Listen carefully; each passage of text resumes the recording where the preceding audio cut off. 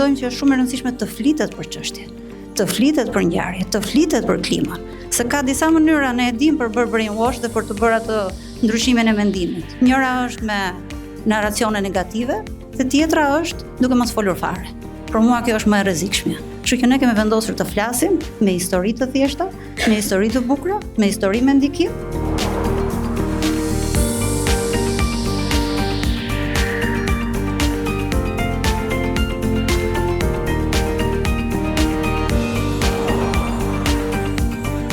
Ashtu siç ka dhe një fill përshkrues i gjithë raporti, dokumenti voluminos, roli grave shumë i rëndësishëm, do të perifrazoja një nga gratë lidere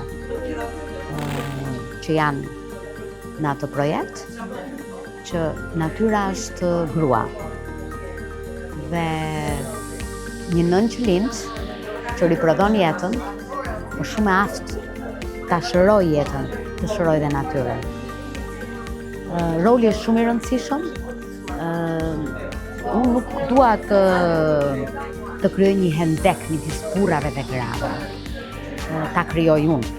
Ai hendeku është i krijuar, por nga mënyra se si është politik bërja, për nga mënyra si ndahen fondet, për nga mënyra e çështjeve të pronësisë, po gratë ja kanë dalë të jenë jo vetëm numerikisht një fuqi punëtore më e lartë raport me burrat në një nga sektorët më të mëdhenj të punësimit të tyre në bujqësi, por ja kanë dalë edhe të përafrohen në luftën e tyre, në vendimarrjet e tyre,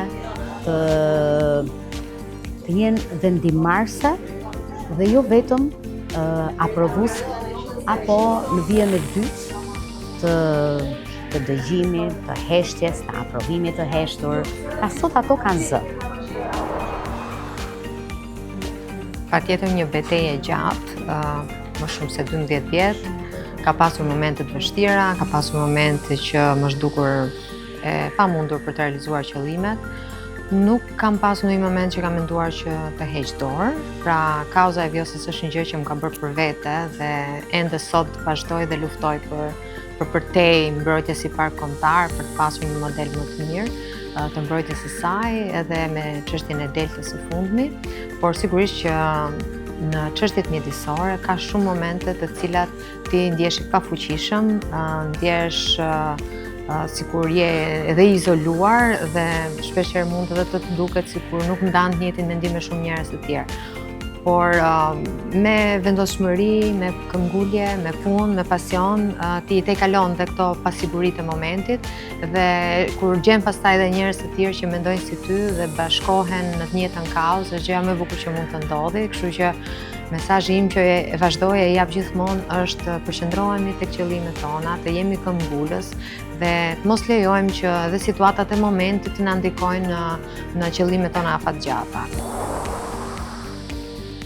Jam shumë e kënaqur, jeta që unë mendoja të bëja është ajo që jam duke bërë tani, është më e qetë, është më pranë natyrës, pa vrapuar dhe duke sjell një produkt në një klientel që ndoshta është e pakët, sepse kërkohet pak, njihet pak, por që është 100% biologjik, që është i duhur për personat e ndryshëm.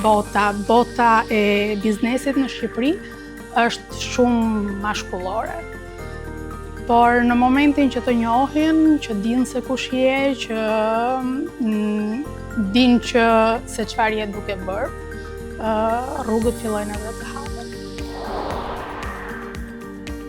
Po, dalloj angazhim. Shumë pedagogë kanë përqafuar, janë 315 pedagogë, po kanë filluar 30 të parët. Dhe ne mbollëm brenda 4 muajve 105 pemë të larta. Dhe kjo realizohet vetëm duke qenë, po themi, me një bashkëpunim me një kompani private. Ne themi të drejtosh do thotë të japësh shembullin tënd.